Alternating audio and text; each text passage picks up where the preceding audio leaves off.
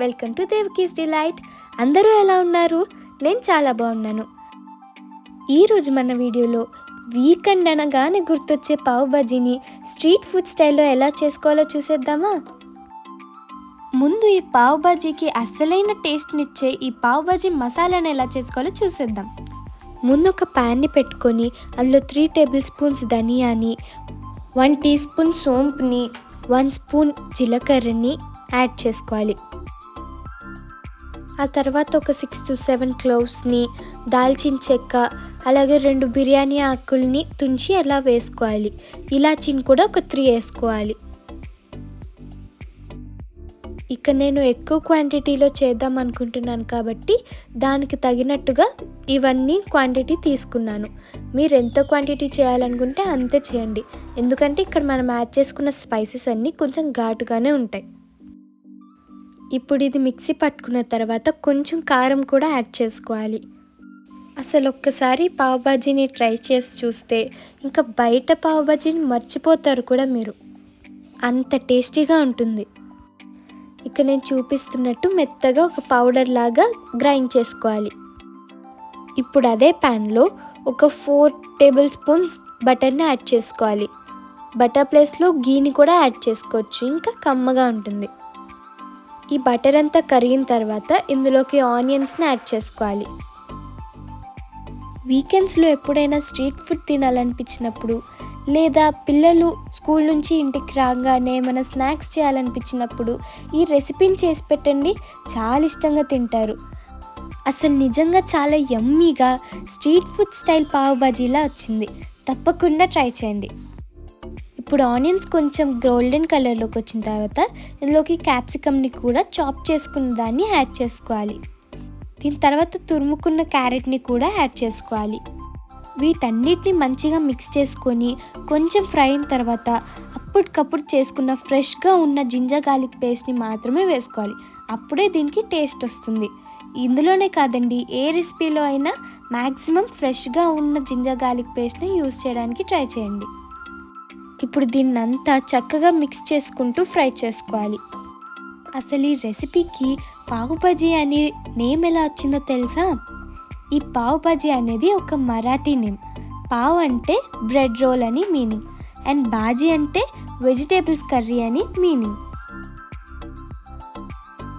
వీటన్నిటిని కొంచెం ఫ్రై చేసుకున్న తర్వాత ఇప్పుడు ఇందులోకి టొమాటోస్ని యాడ్ చేసుకోవాలి. అండ్ ఈ కర్రీ అయితే ఓన్లీ బ్రెడ్తోనే కాకుండా చపాతీ, రోటీ అండ్ ఇంకా బ్రౌన్ బ్రెడ్తో కూడా చాలా బాగుంటుంది. అండ్ మొత్తం మంచిగా మిక్స్ చేసుకొని ఇందులోకి తగినంత సాల్ట్ని కూడా యాడ్ చేసుకోవాలి.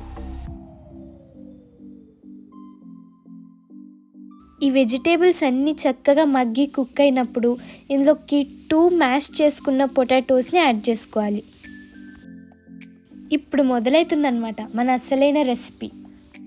దీని తర్వాత గ్రీన్ చిల్లీ పేస్ట్ని కూడా యాడ్ చేసుకోవాలి.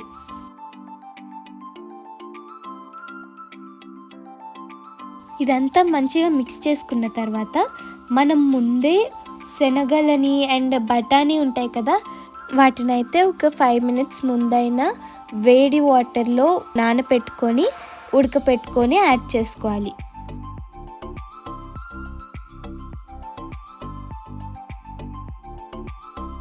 వీటన్నిటిని మిక్స్ చేసుకున్న తర్వాత మళ్ళీ 1/2 tea spoon garlic powder, 1/2 tea spoon white onion powder, 1/2 tea spoon ginger powder, 1/2 tea spoon black salt powder and 1/2 tea spoon పెప్పర్ని కూడా యాడ్ చేసుకోవాలి.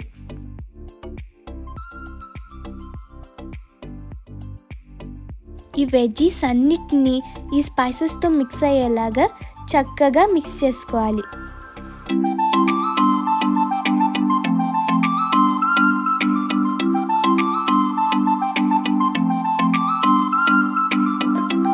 ఇప్పుడు మన లెజెండ్ అయిన మనం ముందే రెడీ చేసి పెట్టుకున్న పావ్ భాజీ మసాలాని యాడ్ చేసుకోవాలి.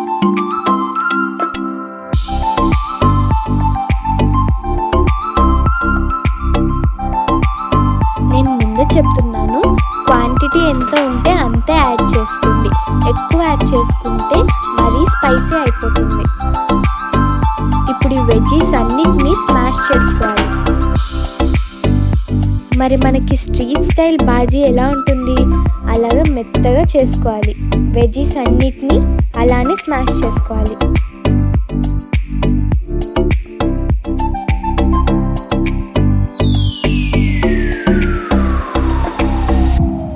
ఇందాక మనం శనగల్ని అండ్ బఠానీని ఉడకపెట్టుకున్నాం కదా, అందులో నాకు కొంచెం మిగిలిన వాటర్ ఉంటే అవి 1 కప్ వచ్చాయి కరెక్ట్గా. సో అవి కూడా నేను ఇక్కడ యాడ్ చేసేసుకొని ఫస్ట్ అయితే కొంచెం ఇలాగ మిక్స్ చేసుకున్నాను. ఇంకా మనం కొంచెం కొంచెం వాటర్ పోసుకుంటూ మిక్స్ చేసుకుంటూ స్మాష్ చేసుకోవాలి అంతే. ఇప్పుడు మనకి కస్తూరి మేతి ఉంటుంది కదా, దాన్ని కొంచెం నలిపి యాడ్ చేసుకోవాలి. మీకు ఇష్టం లేకపోతే స్కిప్ కూడా చేయొచ్చు. ఇప్పుడు ఇందులోకి కాశ్మీరీ రెడ్ చిల్లీ పౌడర్ ఉంటుంది కదా, అది యాడ్ చేసుకోవాలి, ఓన్లీ కలర్ కోసం. దీన్నంతా మిక్స్ చేసుకొని మధ్యలో వాటర్ పోసుకుంటూ ఉడికించుకుంటూ కలుపుకుంటూ ఉండాలి.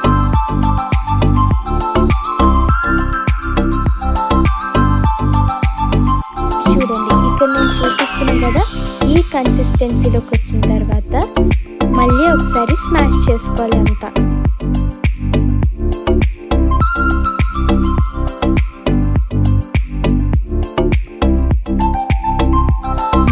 లాస్ట్లో కొంచెం బటర్ని యాడ్ చేసుకొని కొరియాండర్తో గార్నిష్ చేసుకోవాలి.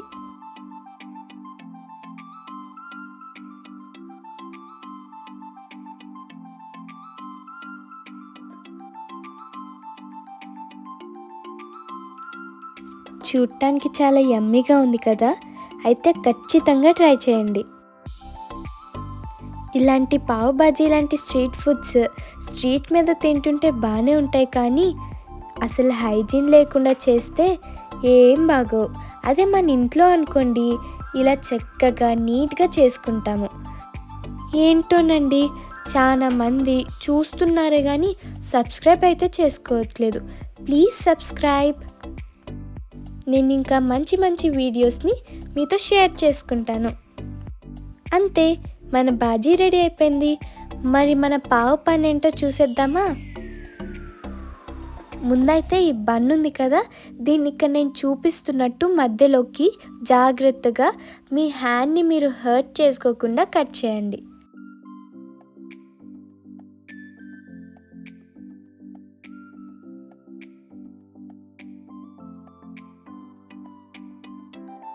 ఇప్పుడు తవా మీద కొంచెం బటర్ని యాడ్ చేసుకొని మనం ముందుగా ప్రిపేర్ చేసి పెట్టుకున్న పావ్ బాజీ మసాలా ఉంది కదా, అది కొంచెం యాడ్ చేసుకొని కొరియాండర్ని కూడా యాడ్ చేసుకోండి.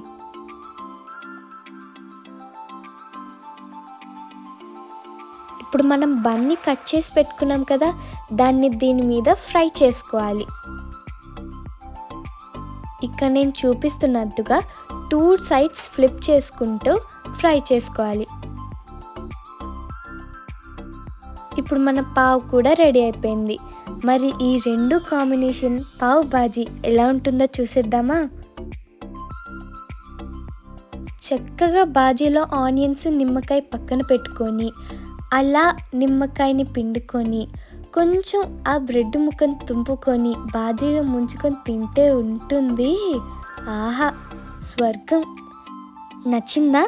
నోరూరుతుందా? అయితే తప్పకుండా ట్రై చేసి ఎలా ఉందో కామెంట్ సెక్షన్లో కామెంట్ చేయండి. ఈ వీడియో కనుక మీకు నచ్చినట్లయితే please like, share, subscribe and keep supporting మీ. Thank you. బాయ్.